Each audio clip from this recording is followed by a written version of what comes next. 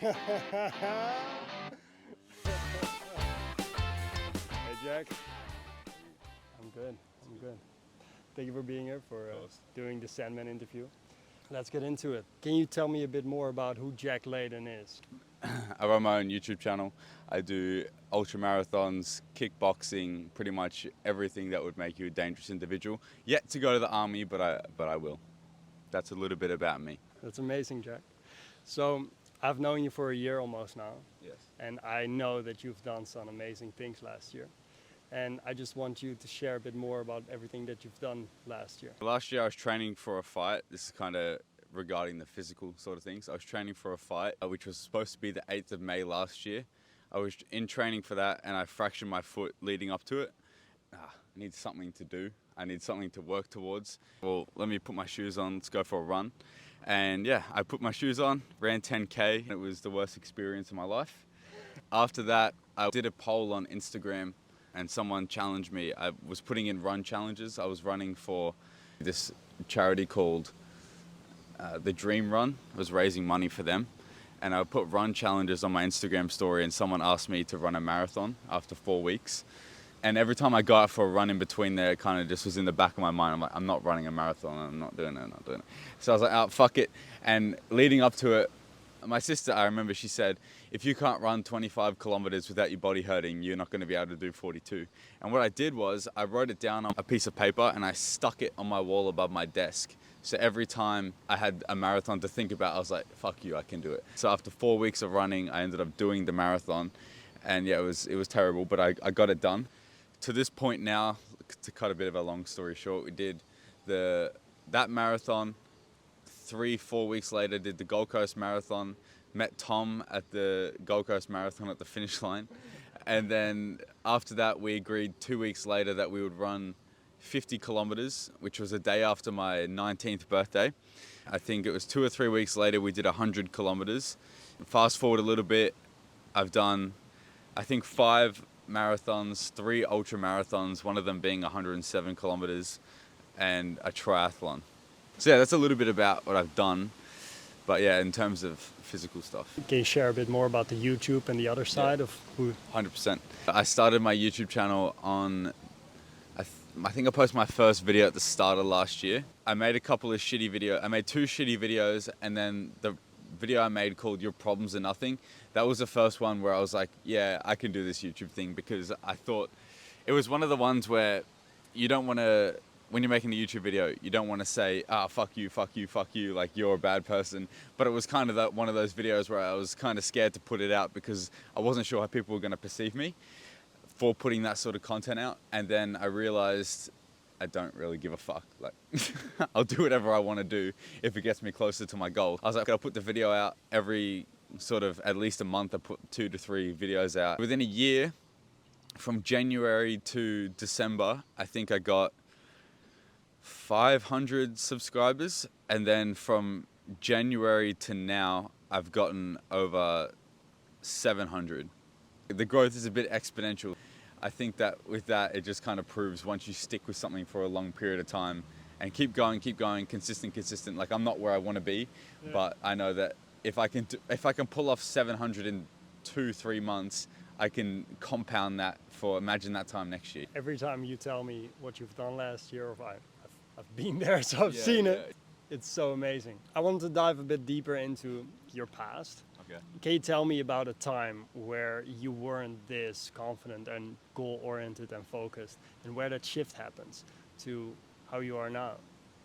When I was a kid, I've spoken to a lot of people, and I think they go through a similar path, that they don't really fit in at school. They don't really align with a big group of people. And I kind of felt myself there. Like, I had a group of friends, but I wasn't invited to anything. I wasn't really in the big group with everyone. You know, I always felt like I was on the outside and kind of removed from that. And I think that is a double-edged sword in the sense that it was good because I got comfortable with being by myself, and I got comfortable with the fact that you are the only person that you should value your own time. I think that was the good part about it. And I can't really say there was a specific negative thing, because every outcome from that has been good. and my mindset now is so much better. So I wouldn't say that there was anything inherently bad. Maybe you could argue there was some social thing that I missed out on, but I wouldn't say there was anything bad. I would say the number one turning point, I wouldn't say it was when I broke up with my girlfriend, but I think that it was the fact that towards the end of the relationship, we started to outgrow each other and want different things. And I think that was me becoming the person that I am now, if that makes sense. So I wasn't so much as resenting her, or it was just, we were just becoming different people. I think that towards the end of the relationship, I was becoming more of who I am now versus someone who I wanted to change. I always talk about how people have a big pivotal moment in their life where they are like, fuck, I need to change everything now.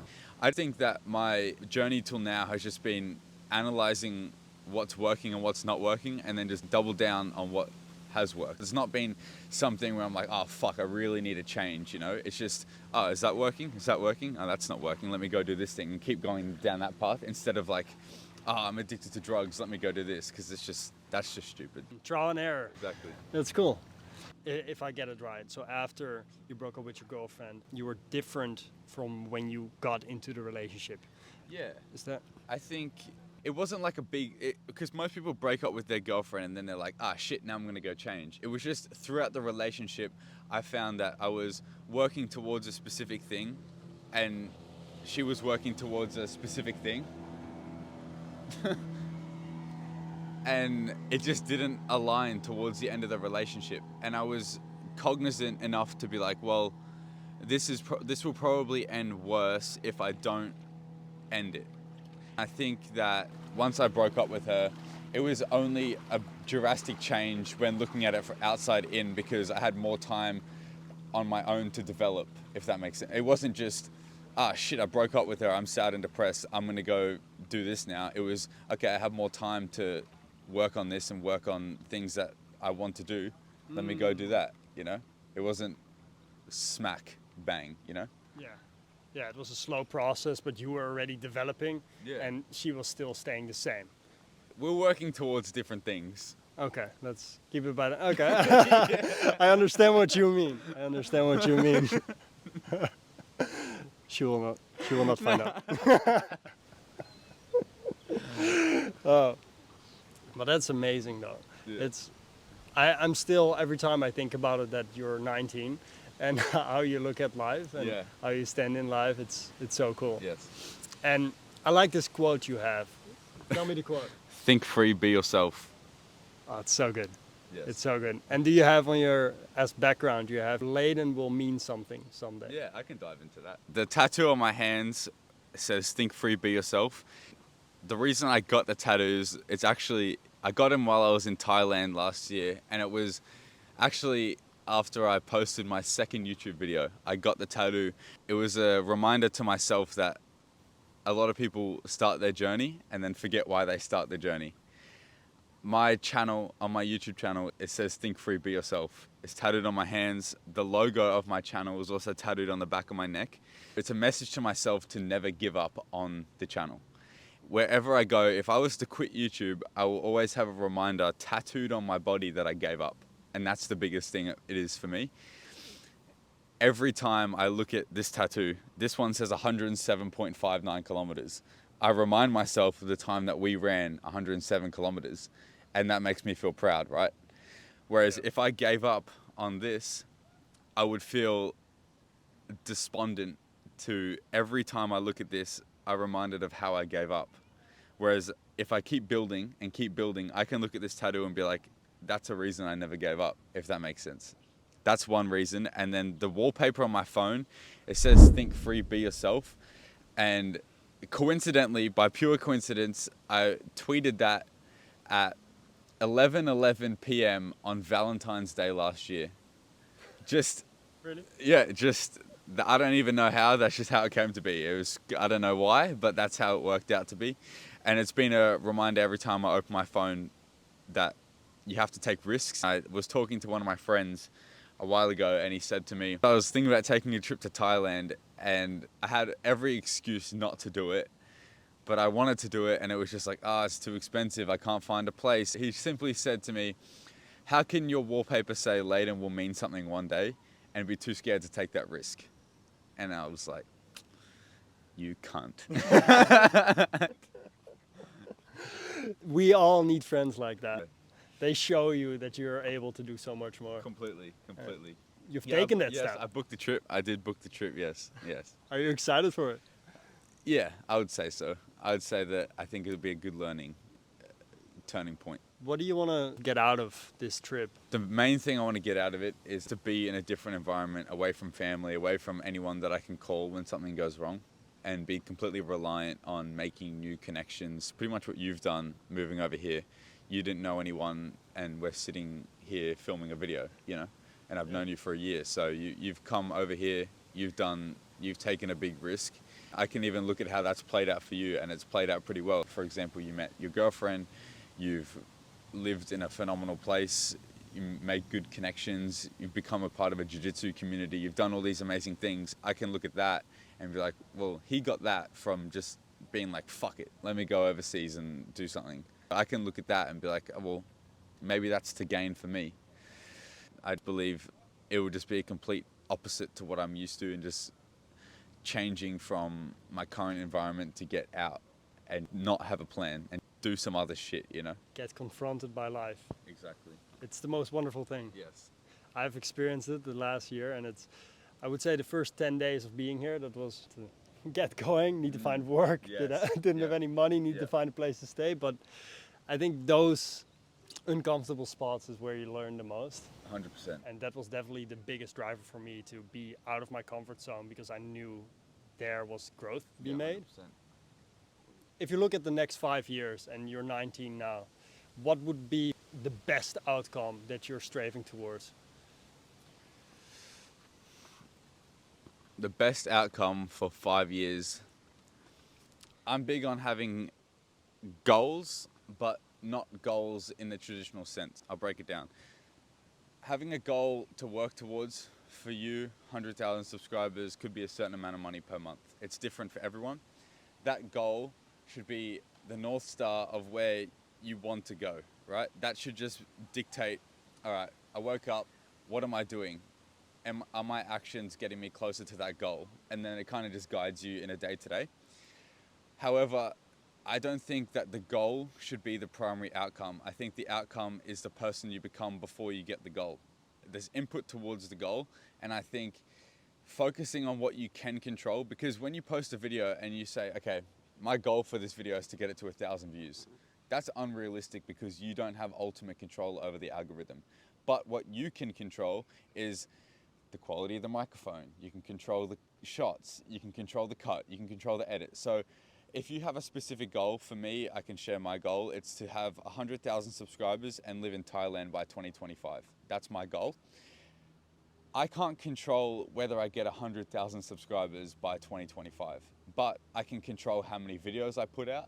I can control who I speak to, who I learn from, how I edit my videos, how I create my thumbnails, how I title my videos. All of those things that I can control, that navigates me closer to my goal, right?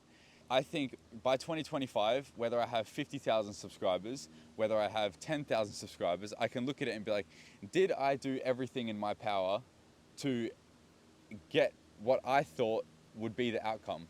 Everything in my mind, did I upload a video every week? Whatever hypothesis I have in my head of how to get to that goal is what I can control.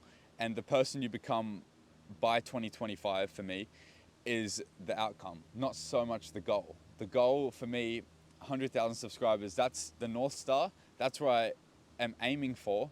But if I fall short, but I'm a better version of myself before getting there, or I've done all the inputs correctly, then it's a win. Just focus the inputs, what you can control. It's a big thing when I was doing door-to-door sales. They talked about the same thing. They say, you should get this many sales. But that's a stupid way to approach it, because if you constantly think, I want this many sales, I want this many sales, every time you go up to the door, you'll be desperate. You're like, I want that. But you can control the first 15 seconds of the conversation. You can control your pitch, you can control your flow, you can control how you connect with that person, you can control how much you speak and show interest in that person. And that ultimately leads you closer to the outcome. Whether you didn't get 2 sales in a day, you still did all the actions correctly. So you're still a better version. That's how I think of goals. The conversation we just had in the car about sometimes other people talking with different synonyms for the same message Yes. is exactly what I have with how I look at goals. Because I look at goals as this thing I want, the North Star, what you say as well. I know there are people that have done it. Yes. So there's that identity of the person that's able to get what I want as well. Yes. I just have to become the person that's able to do the thing that I want. Yes. And it's And- focusing your actions and only the things you can control, because if you become, they call it in sales, output focused. If you focus on the output every single time I put a video out, oh, I'm not at 100,000 subscribers. That's just, you get sad or pissed off for no reason because you're not achieving your goal. But realistically, the goal is doing all the inputs correctly. Because that is what you can control, and then you can still be satisfied with the actions you've taken, because that's all you can do in the end, right? Exactly, yes. And if you put every waking second into going towards your goal, you're not going to be dissatisfied with your efforts. The only reason I think that you would become dissatisfied and sad for not achieving a goal is because you feel intrinsically that you haven't put your best effort in. If you put 100 hours into a video, that's going to be a better video than 1 hour.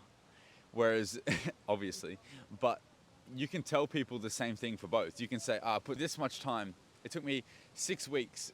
Whereas in those 6 weeks, how often were you working on the video? Was it 100 hours you put in, or was it 1 hour you put in? It just took you 6 weeks. You can tell people, I put 6 weeks into this video, but the actual time on task is the input that you can control. And I think that you only feel dissatisfied with not achieving a result when your inputs and time on task isn't where you think it should be to achieve certain thing. When you know what your North Star is, and you know what the small tasks are that you can do to get every day a bit closer to your goal, then you know when you have done enough. Yeah, and every single person, regardless of what you're working on, I always believe 2 things. You know when you've done your absolute best, and you know every single action that will get you to where you want to go. That's something I strongly believe. If someone said to you, you need to become rich as possible, I think that every single person, without watching some fucking guru on YouTube, would be able to figure it out. That's my belief. I don't think if I was to create the best YouTube video, it may take longer because you're not looking, like you said, at the identity of someone who's done the thing. But I think that everyone knows the correct actions to do what they want to do. If someone wants to get shredded and have a 6-pack, they know not to eat donuts every night. They know not to go to Macca's at 2 o'clock in the morning, but they don't do it. That's the thing. They tell people, I can't do it. I just can't get a 6-pack. But your actions are wrong. So it's the same thing with business, with videos. If I wanted to become the best YouTuber possible, I know that I should be studying the algorithm. I know that I should be optimizing my thumbnails to get the most CTR, a click-through rate. I know that I should be testing different titles. I should be reaching out to people who have done it. I should be doing all these things. I think that, like I said, everyone knows how to do the thing, but the hardest part to do is to think and analyze. Like I said before, the biggest strength that I had growing up was I spent a lot of time alone, so I could think to myself, what's working, what's not working, and actually sitting down and thinking, which people don't do. It's all just on the phone. They get told how to think from someone doing a TikTok dance. Whereas if you just sit down and think about your day, you think about what you're doing, you will know the answer to everything that you need the answer to, because your mind can process information instead of, it's that Belle Delphine bathwater, you know? That's amazing how capable our brains are if you just sit in silence for a while. Yes. Bro, people are just brain dead. They don't want to think because it's hard to actually process events. And it's the same reason why people stick to negativity so much. Like, nothing is good or bad, it just is. And how you perceive it and how you think about it makes it good or bad, you know? What is the quote again? You can always explain it very well. Nothing is inherently good or bad. Thinking about it makes it so. That one is on my mind like every day, Yes. because that just makes every situation, if you change the paradigm, the way how you look at it, just changes it from being good or bad. The argument that people have for that is, well, how can you say that kids getting bombed in third world countries is bad? But that just, I'm not saying it's good, I'm not saying it's bad. It just is. Like, that's just a thing that happens. Most people in general would say that's bad. I agree, kids should not be blown to fuck. But that's just a thing that happens. If I fell in the water, that's not good or bad. It just happens. The outcome of how you perceive it makes it good or bad. Because in the end, that's all it is, right? We only know what just happened, but we don't know what it's going to lead to in the future. Yeah, exactly. So theorizing about it, what's going to happen in the future, that's just, we don't know. Correct. I really enjoy that. Yes. It's been a great conversation so far, but I have some more questions. This last year where you've done all of these amazing things, the 6 marathons, your YouTube channel growing from 0 to 1,000 in this year. What was the biggest hurdle you had to overcome? Because I talk to you on the phone once in a while, and we both know that sometimes we feel, why are we doing this? So Yeah. what would be the biggest hurdle for you that you had to overcome to get where you are now? I think articulating myself. What do I mean? I mean, you can't communicate with people unless you can articulate yourself correctly. So a big thing that I've learned is, I've spoken to you about this, is how my parents thought about my journey and what I'm working on. A very traditional sort of parents, you know, we should go to get a good job, university, all these things. But I'm very thankful that I can speak the way that I speak, because I'm able to allow someone to understand my idea and talk to them in a way that they understand. That's probably my biggest hurdle that I've had to overcome, is making other people understand my idea from their perspective. My mum, when I started a YouTube channel, did not understand it.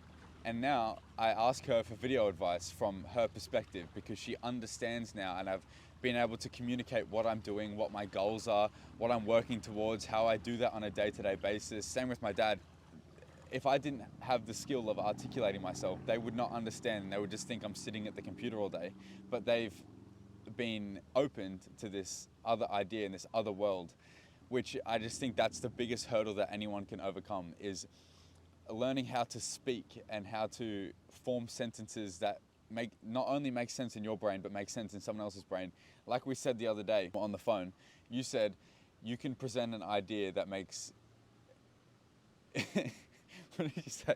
You said something along the lines of, I can say something in a way that will get you emotionally reacting, but also not mean. It has constructive feedback in it, which is not easy to do. If I was going to say to you, that's a shit thumbnail, that's not helpful. Whereas if I say, that's a shit thumbnail, you know you can do better than that, then you're like, well, he's right. you know what I mean? So it's learning how to speak and how to communicate your ideas, and you become so much better within yourself with, oh, you know why that happens, and you speak to yourself is a big thing. How you self-talk, and like I said with you, the way you speak is a massive thing. What did you stop saying recently? Sick. When you say something is sick, there is a TV show about, I believe it's Ted Bundy, and the title of the show is Shockingly Vile, Villainly Sick, something like that. When you think of the word sick, that's something that you connotate with someone who's done something absolutely disgusting and evil. That's how I perceive the word. However, when people speak, oh dude, I just made $1 million, that's sick. No, that is phenomenal. That's amazing. Bro, you made $1 million.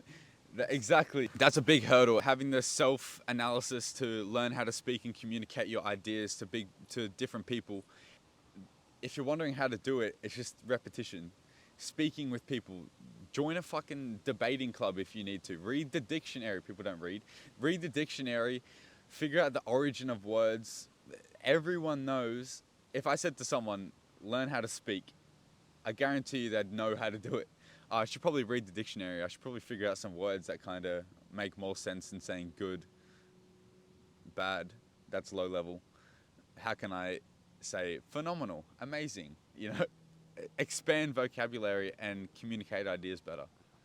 Is that what you have done, like in the process of, because I've seen the change in the year that I've known you, I've seen you changing words you use, I see your vocabulary like growing. Can you tell a bit more about like the process you've done? I hate reading. I think that a lot of reading is a lot of mental masturbation. If I wanted to go and get an idea, I would read a book to get that idea. Or if I wanted to know something, I would read a book to figure it out. But a lot of these self-help books and a lot of these things that tell you how to navigate your life, I think all of that can just be done through your own journey and own self-analysis, like I just said before. I can always link it back to how I've always thought, what's working, what's not working, that doesn't work, that makes me sound stupid, that's a low-level word. Example, good, phenomenal. That's good. Yeah, I'm good. Yeah, that's phenomenal. I feel phenomenal. And it's more, that makes me feel better, and that makes someone else go, wait, what the fuck? Did he just say phenomenal? It's just double downing on what works. It's the same process for everything. The way that I've learnt to articulate myself better is just figuring out what makes me sound and what allows people to understand my ideas better. And it comes strictly from self-analysis.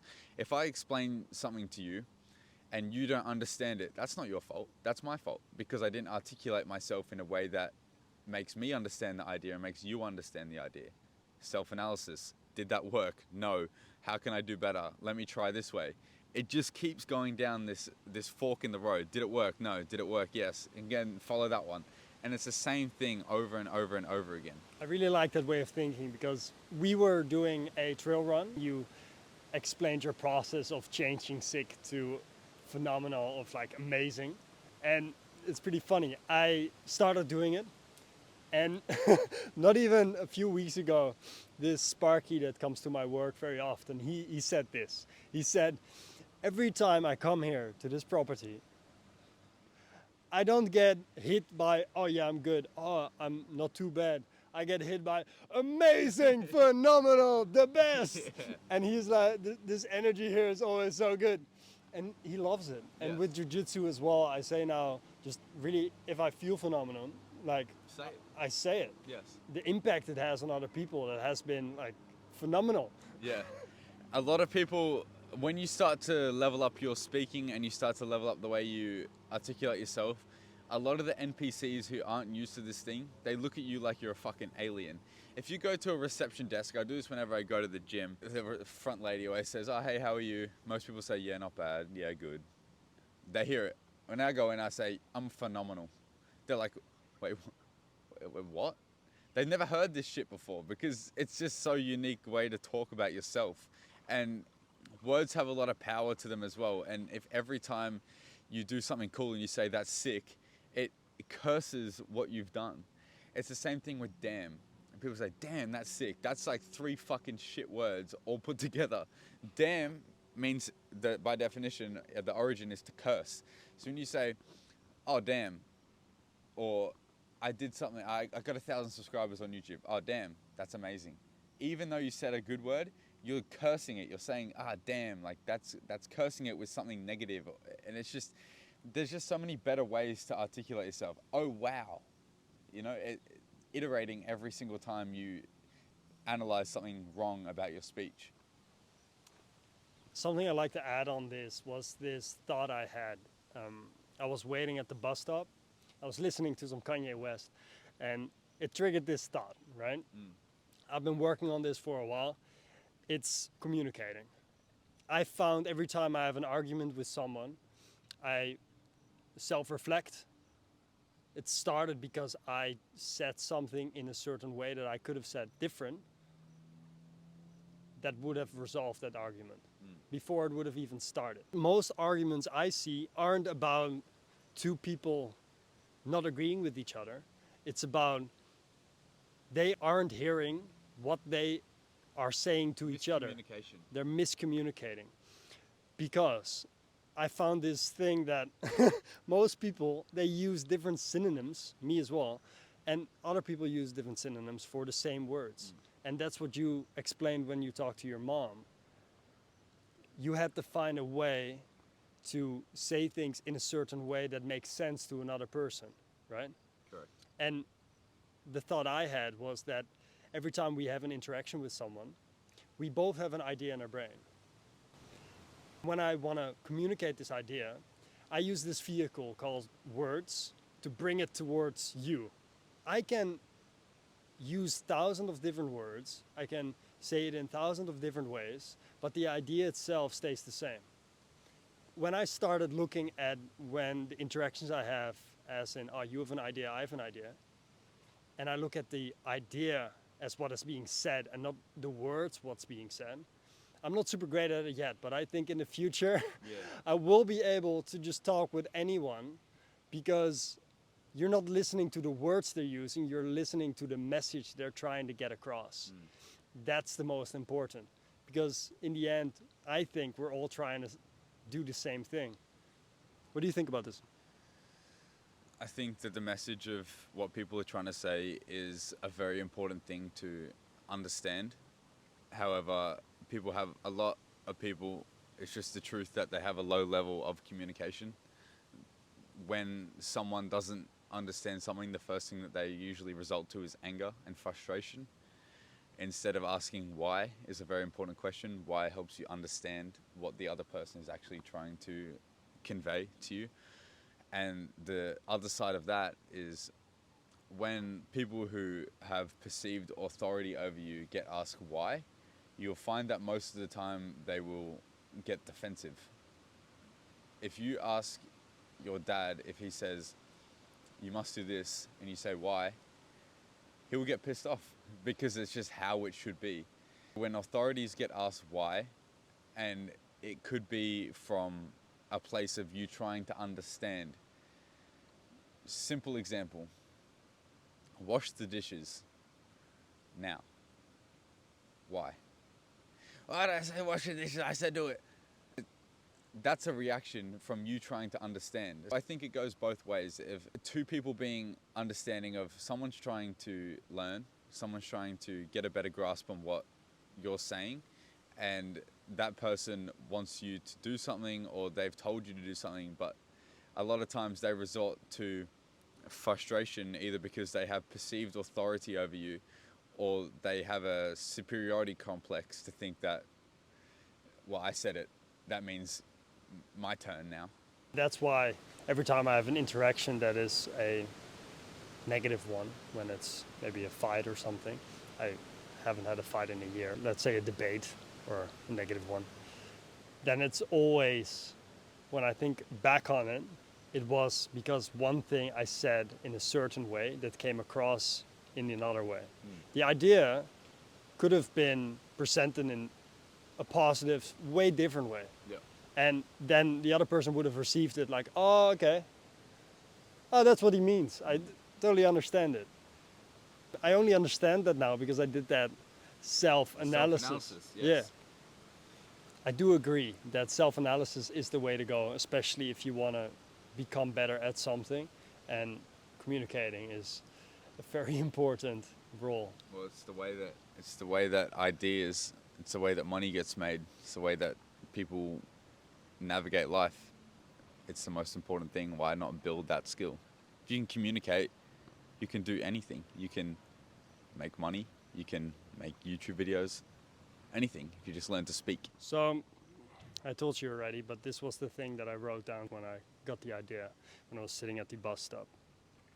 Listen to what is said, not the words they are saying. See through the message with everything. There's always a greater thing that is being meant. There is that thing that doesn't explain with words. It is that thing that is being said. The words are the vehicle in which we are bringing this message. Don't look at the words itself. So many words have synonyms. Look at what the message is. Your response on that, not on the words. Words are just words. I can have the same idea and explain it in thousands of different ways. but the idea itself and the message I want to get across is the same. This is how I want to look when people talk. When people are saying something, I listen to what is being said, not the words that they are using. By looking at the world in this way, I see the same message being said everywhere in the same way. The only difference is seeing people using different words to talk about the same thing. I think it comes back to exactly what we were talking about before. The message and articulating yourself in a way that other people can understand you is probably the main thing out of that. I like to write these things down because with putting things in your own words, they click better in your brain. Yes.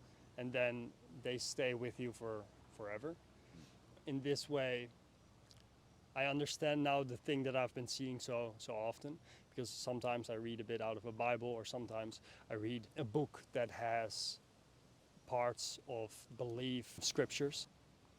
I've been seeing the same message everywhere, but everyone is just using different words, but in the essence of what they're saying, they're just saying the same thing. That's every self-help book ever.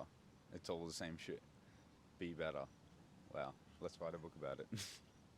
I know it sounds simple, but even in communication like this, if we look at the message, for me that clicked. So I'm not fully sure how to say it into words yet to make it understandable for someone else, but for me, I understand it now. you understand your own idea. Nice. Yeah. I'm learning. I'm learning to be able to explain something that my idea like to other people. Jack, it has been very nice having you here on this interview. Do you want to say a few words to end this interview? If you are depressed, if you are sad, if you are not where you want to be, eat organic food. I like that. Thank you for shouting out organic food. Thanks guys, thank you for watching. If you like videos like this, then join the Sandman community, hit the bell icon, and I'll see you guys soon. I upload every week, so stay tuned for the next video. I was forced to be here. Nice. Yeah, nice. Cool. If I, Did you like the questions I had for you for this interview? you're asking me on an interview question if I like the questions on the interview. Yeah. That's interesting. Yes. Can you tell me if you have any feedback for me for in the future or anything else that I could change? Listening to what someone says and then asking them deeper and deeper and deeper and keep going into it until you achieve an idea of what you think would help someone else. That's probably one thing, because I think that the whole purpose of this video is to help someone, right? You would want to extract as many ideas to be able to help someone as you can.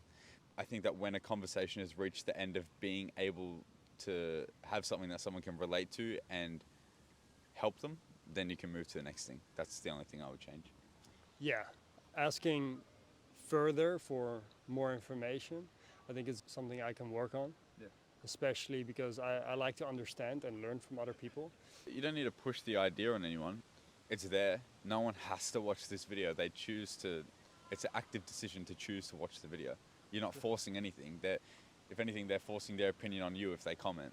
You know, you're just there. Thanks, Jack. Thank you for being here. Anytime, bro. So, till the next video, and Jack and I are gonna do some cool things in the future. So, if you're keen for watching that, then follow me. You want to do a post? Go on. Do a little. No. Do a little of like a power pose or something. 1, 2. Yeah. Lightweight. I'm always the guy super smiling. He's always serious, like he never smiles. Like everyone thinks he's mad or something, and I always smile. And then sometimes I get to see his face, and I tell everyone, no, he doesn't look like that all the time. He does smile. So you guys know, you saw it. Like that. No, but in all seriousness, thank you guys for watching. If you want to see more videos like this, then join the Sandman community, and I'll see you soon in the next video. Oh yeah. Should I look angry at you? That's a good idea. Yeah, like what's that? How to articulate yourself. Bro, people always say that. They're like, oh, you're smiling. I'm always actually smiling. It's just in photos. I don't like. Yeah. I've expired. Smiles Yeah, these days. there's too much smiling for you now. I think for the next 10 years, there's no more smiling. I learned that the hard way. Demonetized. Oh, wait. One day. Soon. All right. Thanks, guys.